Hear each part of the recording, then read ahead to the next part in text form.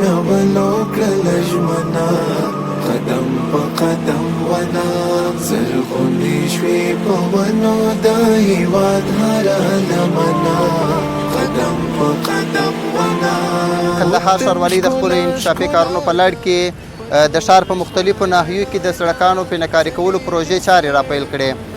په دې پروژې کې به د ښار په مختلفو ناحیو کې 15,000 متره مربع سړکان چې هغه د مختلفو عواملو له کبله تخریب سوي وي په دې پروژه کې به پینهکاري کیږي. د یادونې وړ ده چې په یاده پروژه کې هره ورځ 25 کسان په فني او غیر فني ډول په کار کولو بوخت دي او د دې پروژې په تطبیقولو سره عامو ښاریانو زیاته خوښي وښودل او د کندهار ښاروالۍ د دې مهم ګام څخه یې ځانګړې مننه وکړه.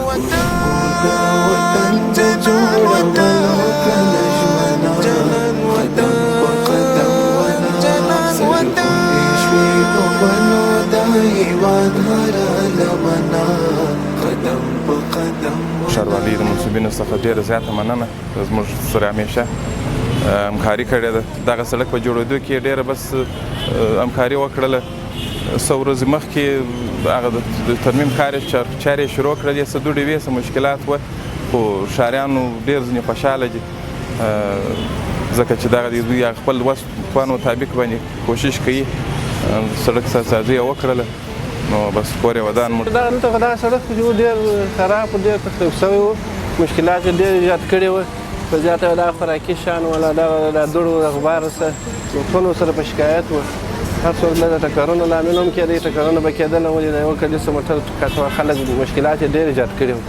اوس ښاروالۍ والا کور ودان مسؤلان ته دې خدای خیر ورکړي چې دا ورغوي سره په دې سره به د خلکو ډېر مشکلات حل شي.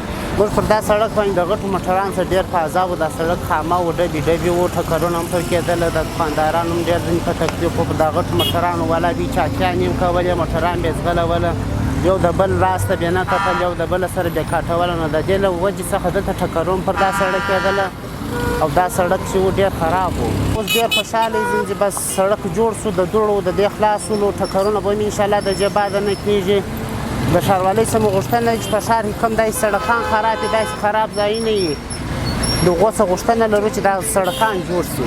وختي بیخي ډېر مشکلات او ډېر ټکرونه د لاسه به پیښېدله، خلک ورسره به عذاب وو، دوړې، کچره، مردارۍ به وو. اما اوس شکر د خدای چې دا اوس ګورو اوس کار پر شروع دي، نو ټول ته به هوساینه سي. ساتنه نو ټول د ملت کار دی، نو ټول عوام باید سره لاس پر لاس سي. یو کچره یو شی به نه ورته غورځوي، یو دغه به نه ورته کوي، بې باکي به ورسره نه کوي. اوبو څخه بد وړي هغه خو نو ډمبر دی هرومرو د اوبو څخه بد وړي، نو خلک باید ساتنه وکړي. مو خپله کړله ستر ظالم دښمنان قدم په قدم ونه